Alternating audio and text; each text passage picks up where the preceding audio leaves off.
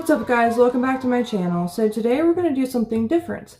This episode is going to be the first of a series called Origins, and we are going to look at strange origins of random things.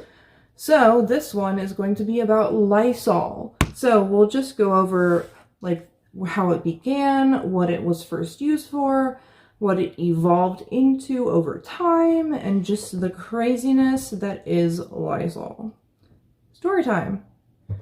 So, Lysol. We all know what it is. We all know what it's used for, right? Whether you like crisp linen or spring waterfall, everyone has a use for Lysol. And when I think of Lysol, originally, I think of like cleaning my windows, maybe my tables. Mostly just my windows though. But it has been used in the past for many different things. The first Lysol brand antiseptic disinfectant was created by a man named Gustav Roppenstrach in 1889. It was at that time used to try to stop the cholera epidemic in Germany. Decades later, it was used to try to end the Spanish flu of 1918. Lysol was used to prevent the spread of the influenza virus. It was suggested to be used for washing sick rooms and washing anything and anyone that came in contact with the virus.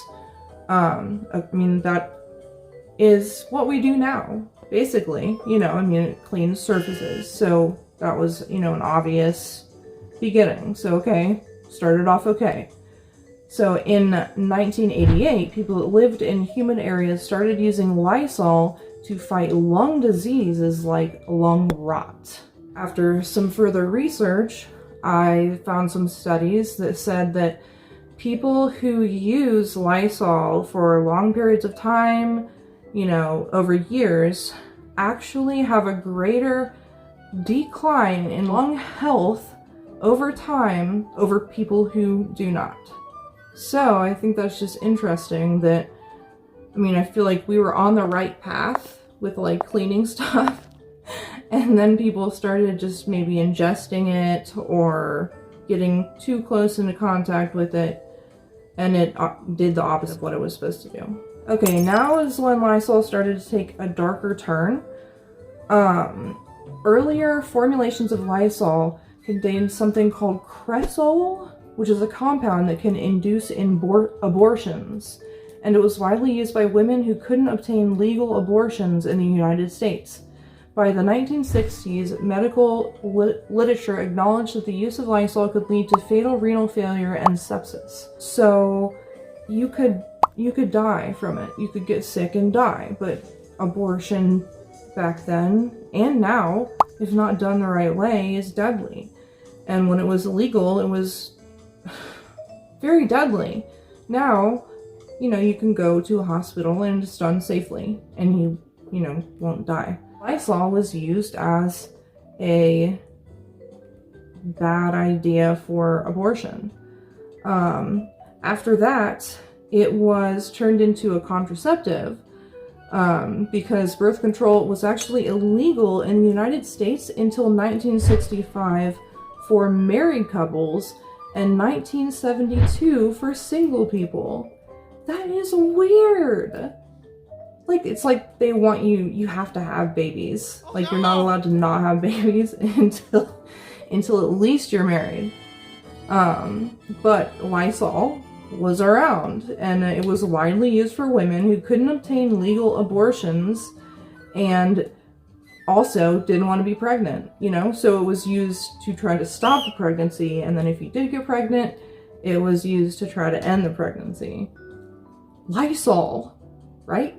And then also on the darker side, Lysol was in 1911, people in New York and Australia were using it as a way to commit suicide, and they would drink the Lysol to commit suicide.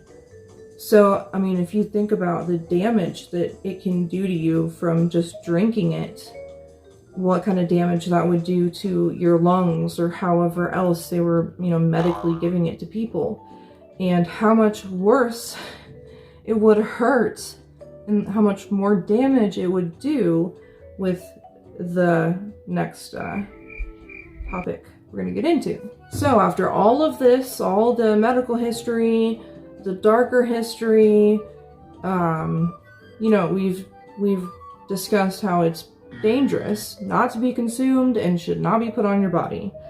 Knowing that, let's delve into the feminine hygiene of the 1920s.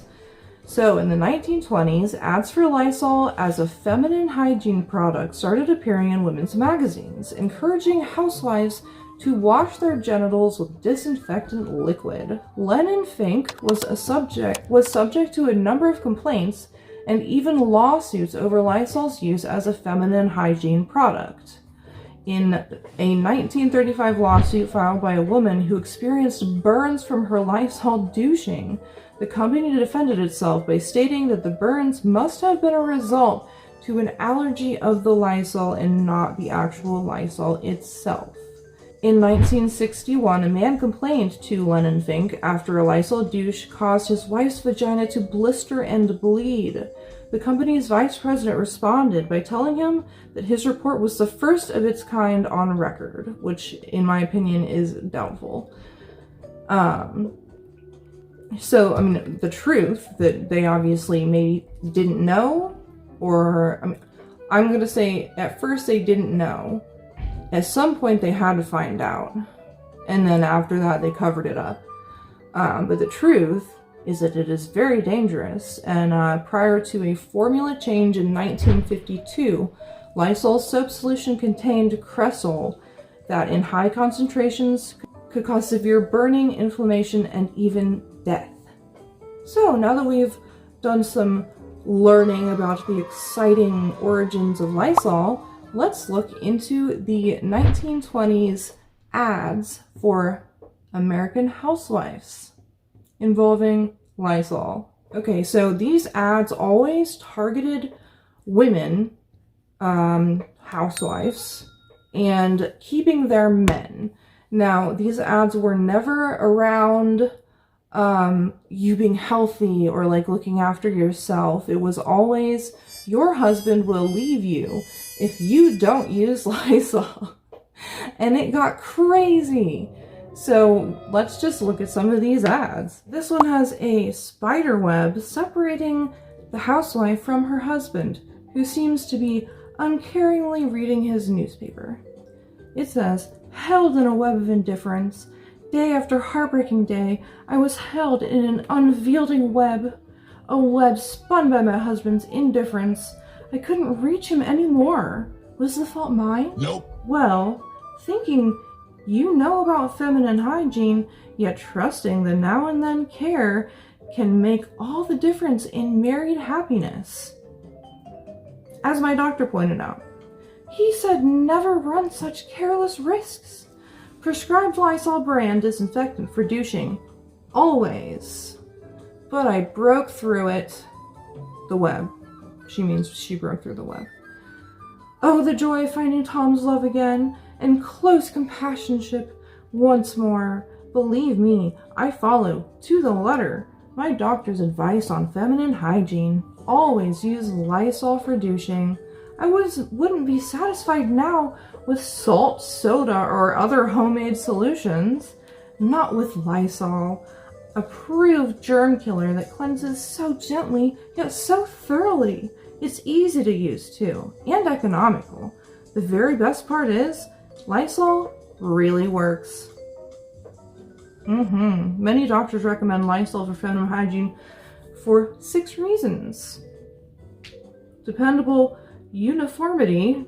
Uniform in strength, Lysol is under continued laboratory control. As for more effective than homemade douching solutions. I mean, that's just like propaganda. It's female hygiene propaganda. Please, Dave, please don't let me be locked out from you. Often a wife fails to realize that doubts due to one intimate neglect shut her out from a happy married love. It's Lysol. A man marries a woman, because he loves her. So instead of blaming him if married love begins to cool, she should question herself. Is she truly trying to keep her husband happy and herself eager, happy married lovers? One most effective way to safeguard her dainty feminine allure is by practicing complete feminine hygiene as provided by vaginal douches with a scientifically correct preparation like Lysol. So easy, a way to banish the misgivings that often keep married lovers apart. Like soap, salt, or soda never can. Use whenever needed, yet gentle, non-caustic Lysol will not harm delicate tissue. Yes, it will though. Okay, here we have a little like coupon and a way to order it. It's just crazy seeing this. Imagine actually filling this out in real life, like people actually did this. For complete feminine hygiene, rely on Lysol, a concentrated germ killer. This is one of their things. They considered that sperm and feminine, I don't know, down there, that if anything bad happened, it was because of germs. And they thought that if they could kill those germs, they could solve the problems. And I think they were actually on point with the killing the germs part. Because, I mean, we still use it to disinfect things. But you don't just get germs down there. And you don't, like, carry germs in your sperm. I mean, it's totally different. Not germs. Another love match, shipwrecked. On the dangerous reef of half-truths about feminine hygiene, Lysol has prevented many such tragedies. It's these ones that get me the most. Like, it barely even mentions Lysol. It's like almost like clickbait, but for 1920s housewives. Like, they're, I don't know where these are, magazines probably, hanging up around town, I don't freaking know. But women see this and think, oh my god, that could be me and my child. Her husband is literally leaving her. Another love match, shipwrecked. Like, that's clickbait, right? And so then they look into it and, oh my god, it's Lysol. Lysol's prevented these tragedies.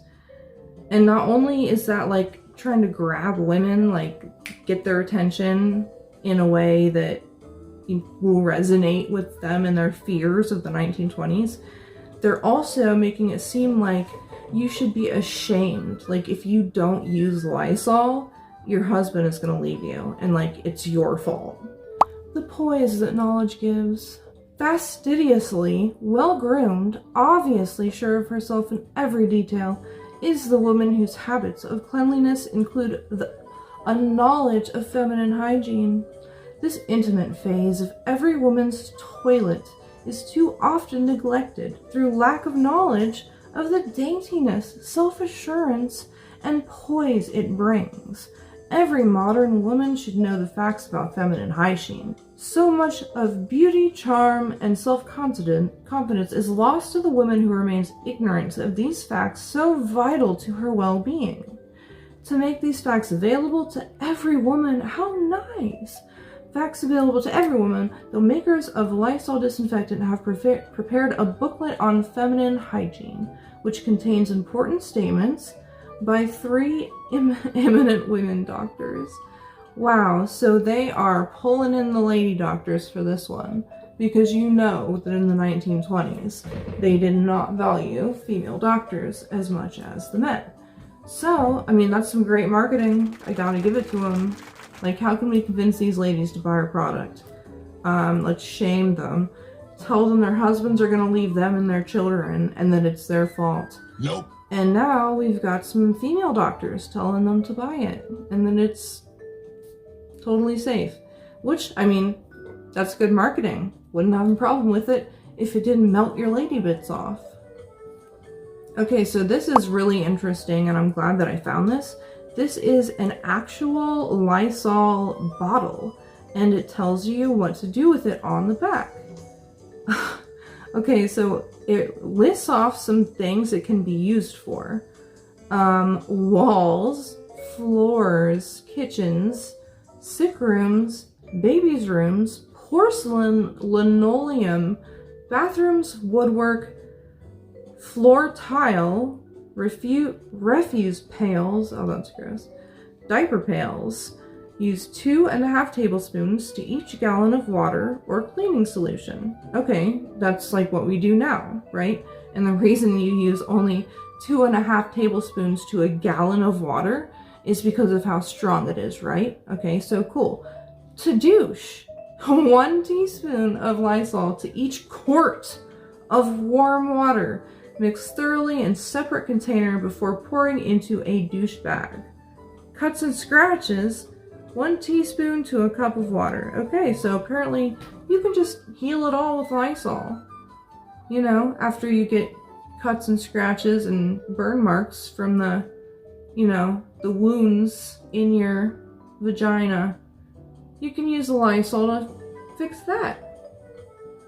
Okay, these are just a bunch of them that I found inside of it was either a magazine or a newspaper, and it's just going through their sayings of, you know, she was a perfect wife except one neglect. They say that a lot, and that one neglect is not using Lysol. How being an experienced woman or a smart woman means that you use Lysol. A test for model wives, like there's a test, you should know how to do things, and the first one is douching with Lysol. Lysol is safe, yet needs no poison label. She was a jewel of a wife with just one flaw. She was guilty of the one neglect that mars many marriages. Lysol helps avoid this. How I lost my husband. I guess I was really to blame when Stan started paying attention to other women. It wasn't that I didn't know about feminine hygiene. I had become, well, forgetful. Yes, I found out the hard way that now and then care isn't enough. My doctor finally set me right. Never be a careless wife, he said. He advised Lysol disinfectant for douching, always. And won him back again.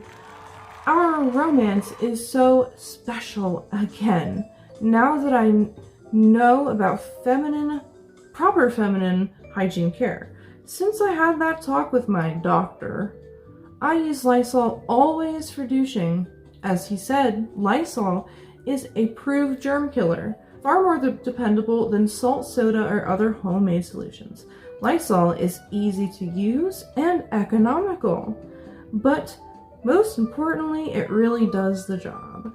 They always circle back to the economical part of Lysol, which I don't know what that means. A new discovery in feminine hygiene. Lost. One husband's heart. Found. A second honeymoon. I could go on all day with these. I mean, they just get crazier and crazier.